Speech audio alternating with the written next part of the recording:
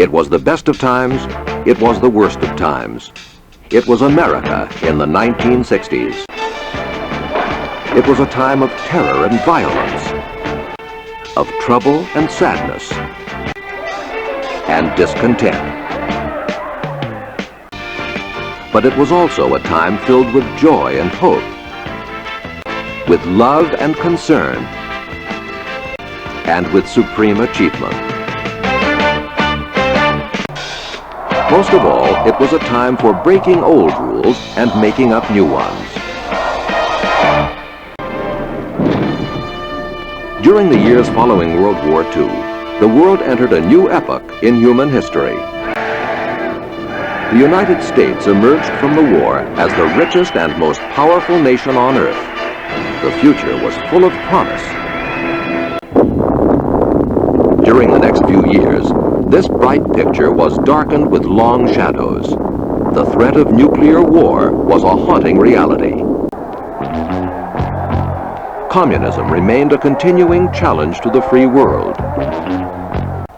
Faced with the demands of a restless, changing world, and with urgent problems at home, Americans began to share a growing sense of doubt and uncertainty in the midst of their prosperity.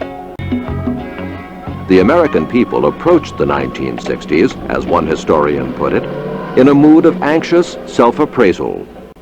We stand today on the edge of a new frontier, the frontier of the 1960s, the frontier of unknown. For many Americans, the youthful, charismatic presidential candidate, John F. Kennedy, came to symbolize the dawn of a new era. My call is to the young in heart, regardless of age, to the stout in spirit, regardless of party, to all who respond to the scriptural call, be strong and of good courage, be not afraid, neither be dismayed. The energy, the faith, the recurring theme of Kennedy's inaugural speech, renewal as well as change, struck a special chord in the collective American heart. Let the word go forth from this time and place to friend and foe alike, that the torch has been passed to a new generation of Americans born in this century. His challenge to his compatriots has gone down in the annals of history. And so, my fellow Americans, ask not what your country can do for you, ask what you can do for your country. President Kennedy's new administration was characterized by a youthful euphoria that quickly caused it to be dubbed Camelot, after the legendary court of King Arthur and his knights. But world tensions were close to the snapping point.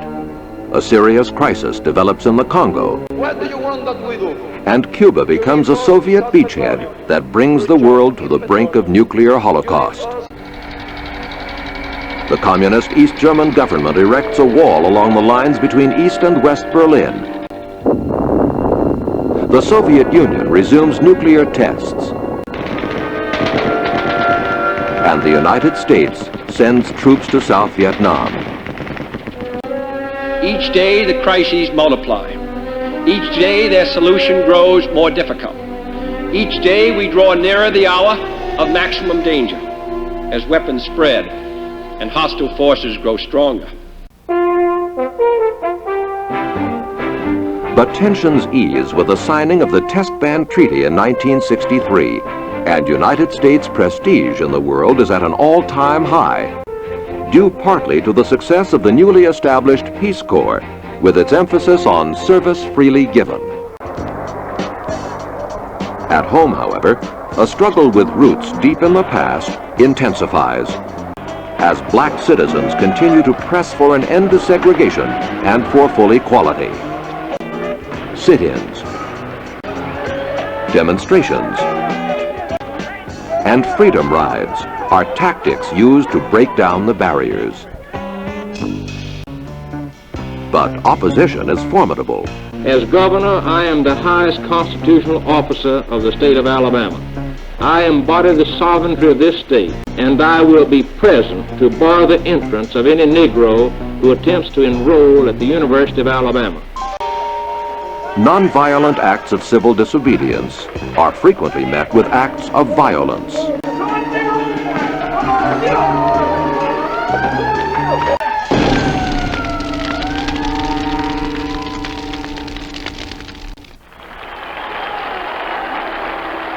On the 100th anniversary of the Emancipation Proclamation, some 200,000 civil rights advocates march on Washington, D.C. Dr. Martin Luther King, Jr. speaks.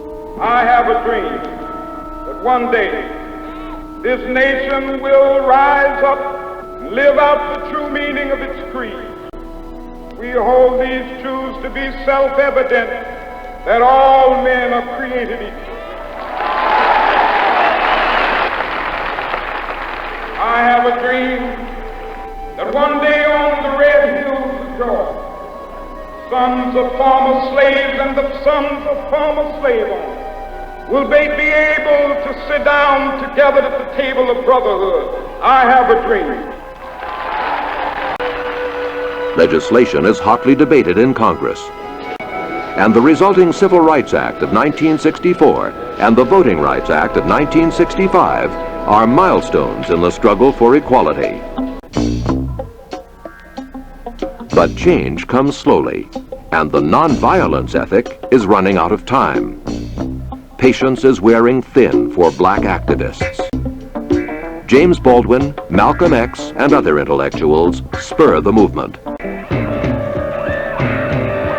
Outbreaks of violence occur. Civil rights workers are beaten, arrested, and murdered. We want black power. That's right, that's what we want. Frustration and rage increase to the overflowing. We have stayed here and we begged the president, we begged the federal government. That's all we've been doing, begging. It's time we stand up and take over. Take over. Now from now on, when they ask you what you want, you know what to tell them. What do you want? What do you want? What do you want? What do you want? What do you want? What do you want? Everybody, what do you want? That's what we gonna get. In 1968, the National Advisory Commission on Civil Disorders places blame for the riots on white racism and calls for massive programs to allay black discontent. A month later, Martin Luther King Jr. is killed by a sniper's bullet in Memphis, Tennessee.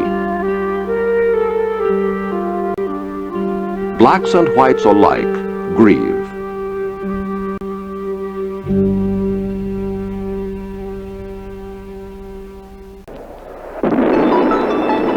As the century-old struggle for civil rights continues, a struggle of a different kind begins.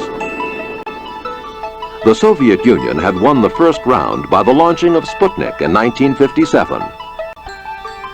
In April 1961, the Soviet Union scored again by sending a cosmonaut around the globe. In May 1961, Alan Shepard became the first American sent into space. Days later, President Kennedy addresses Congress. I believe that this nation should commit itself to achieving the goal before this decade is out of landing a man on the moon and returning him safely to the earth. The race is on. John Glenn becomes a new folk hero by orbiting the globe 3 times. Throughout the 60s, manned and unmanned flights continue to probe the universe. Media coverage of the space spectaculars capture the public's imagination. A nation gasps when astronaut Scott Carpenter loses radio contact after his landing, and mourns the tragic deaths of Lieutenant Colonels Grissom, Chaffee, and White when fire breaks out in their Apollo capsule. Critics of the program deplore the risk of human lives and protest the vast sums of money spent on manned space flights. The flights become even more exciting. Astronaut Eugene Cernan takes a walk in space, and Gemini 8 becomes the first American spacecraft to link up with another in flight. The thrilling climax comes July 20th, 1969, when a quarter of the world's population watches man's greatest technological feat to date. Houston, Tranquility Base here. The Eagle has landed. Okay, Houston, I'm on the porch. Roger, Neil. I'm at the foot of the ladder. The LEM footpads are only depressed in the surface about 1 or 2 inches, although the surface appears to be very, very fine-grained as you get close to it. It's almost like a powder. I'm going to step off the LEM now. It's one small step for man, one giant leap for mankind.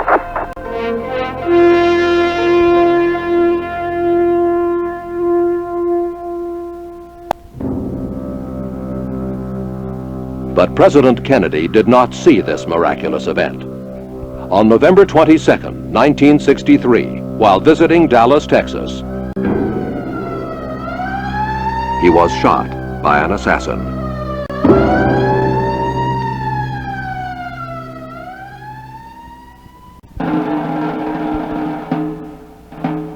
A stunned world mourned his death. Camelot had again become only a legend.